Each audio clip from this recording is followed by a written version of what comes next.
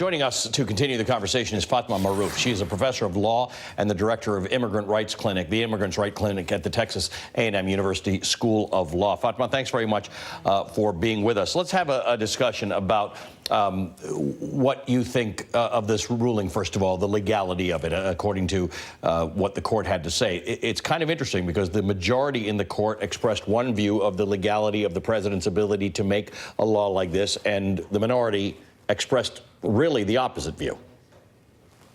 Right. On the constitutional issues in particular, you had Justices Sotomayor and Ginsburg really coming out very strongly saying that the statements that Trump made before he was elected and after he was elected and up through the first two versions of this ban, undoubtedly show enormous animus towards Muslims.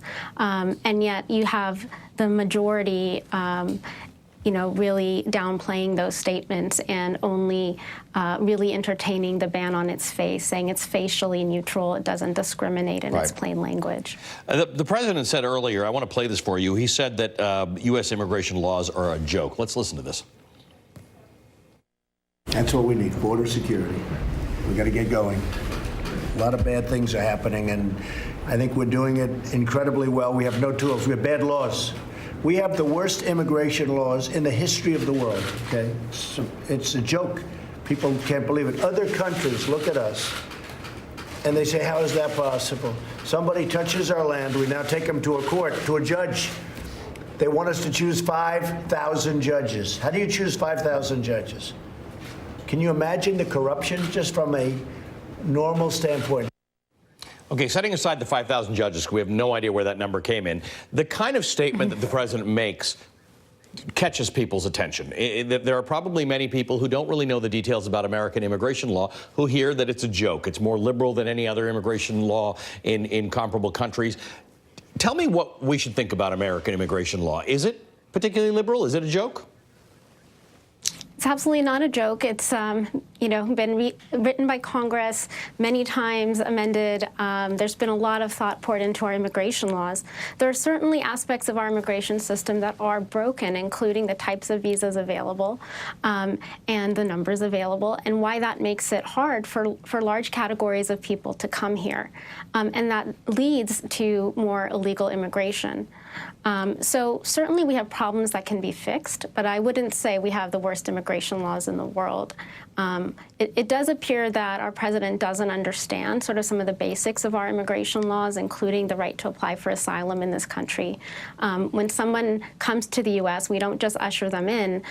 But if they do have a fear of persecution in their home countries, we give them a credible fear interview, which is sort of a basic screening to assess the legitimacy of their fear. And if they pass that, they have a right to go to immigration court and apply for asylum.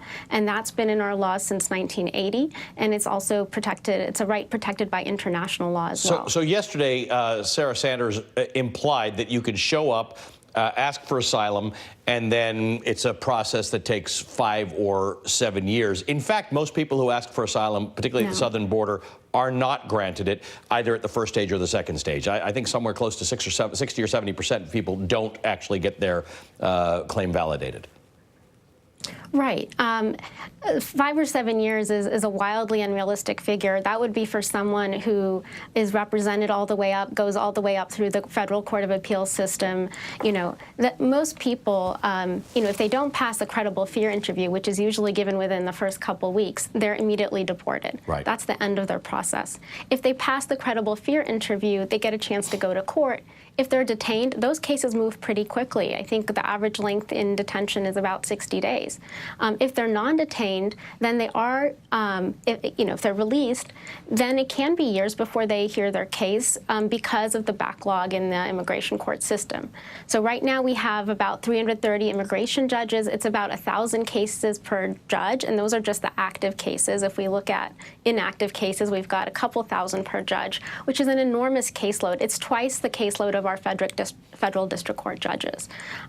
So hiring more judges is important. I don't know where these numbers of 5,000 judges are coming from, but certainly we could speed up the system by having more judges.